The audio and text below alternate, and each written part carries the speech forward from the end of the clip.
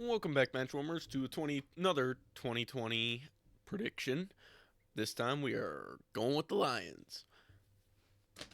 They are my second place in the NFC North, and I think they're going to be contending for first place.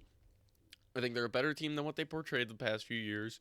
With Jim Caldwell, they were constantly 9-7, and coaching continues to hold them back. It really does, because that it's pretty good.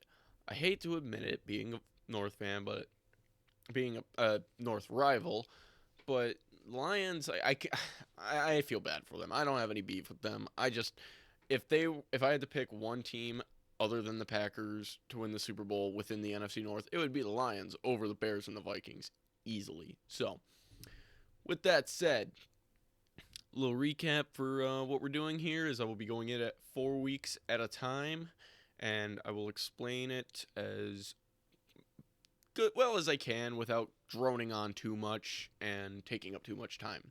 So, let's go with the first 4 weeks. All right, now hear me out. I know what I said in saying I think they're really good. I think they're a really good roster. They're going to struggle here. I think the Bears aren't going to be all that good. I think the Lions have a really good run game. They're going to have a decent enough defense to hold that offense, which struggles a lot. I already kind of gave my explanation for the Packers in that video. The Packers, it's early in the season. It's at Lambeau.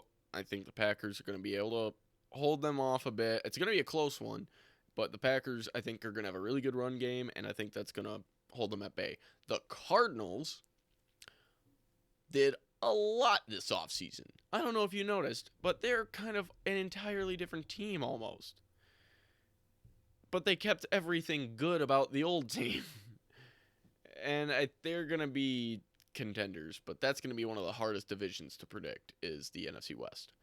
And then the Saints are going to be good. Drew Brees, I think he might be on his last legs. This might be his last year because it sounds like he's already set up to be an NBC commentator next year, possibly. I know that whenever he retires, that's the plan. But Saints, they got a really good offense, and they have a decent defense. But they got Alvin Kamara, Michael Thomas.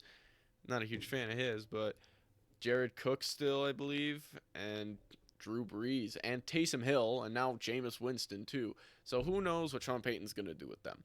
But I think they're going to win against the Lions. And then week 5 bye week. I hate that for them, too. I just hate that for any football team. I hate early bye weeks. I really do. And then for the next 4, we have...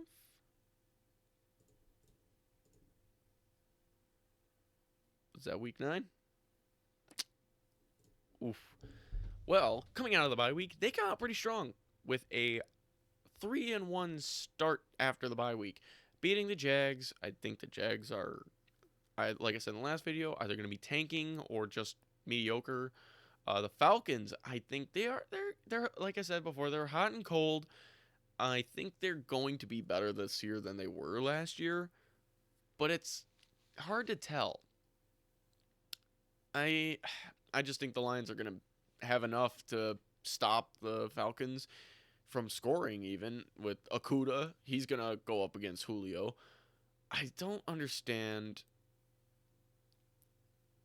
the trades they made this year and last year with getting rid of Quandre Diggs and getting rid of Darius Slay.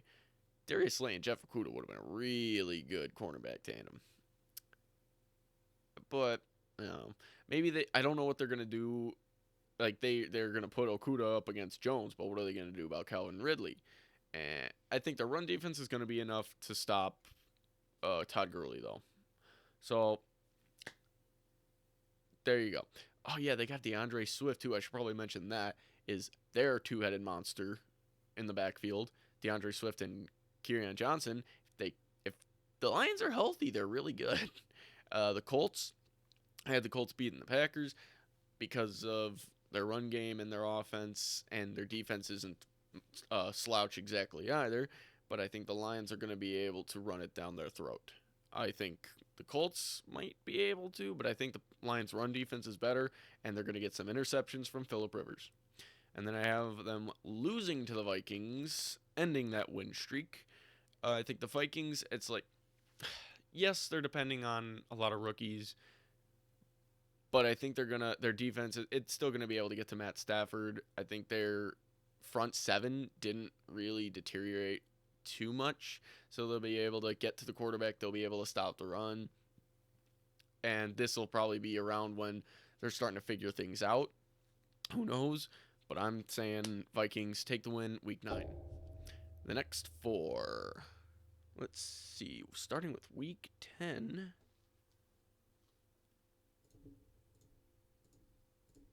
And once again, with the next 4, they go 3-1. Redskins, they're going to be a lot better this year. I know I predicted them to win the division last year, I'm pretty sure. Yeah, that was fun. But they're still going to kind of struggle a bit. Their defense is going to be a lot better this year. I don't know what their offense is going to do. I like Kyle Allen better than Dwayne Haskins. I almost said Deshaun Watson. I don't know why. But I like Kyle Allen over Dwayne Haskins. But I'll get into that in the Redskins video. Panthers, I think they're kind of one-dimensional with the run game. Teddy Bridgewater can give them a little something in the pass game that maybe Kyle Allen couldn't. But I don't know how much of an upgrade he really is from Kyle Allen because I'm pretty high on him. So I think the Lions, they're going to take that win there. And then versus the Texans, the Lions have the better roster and the better coach, which says a lot because Matt Patricia's not that good of a coach. Bill O'Brien sucks, and he should be fired right now. He should have been fired after they lost to the Chiefs. I don't understand it. And then they lose to the Bears. I think the Bears kind of catch them off guard here. The division game always plays them tough.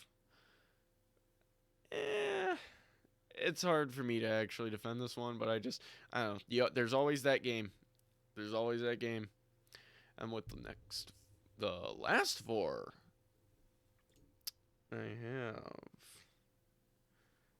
from week 14 to 17, I have win,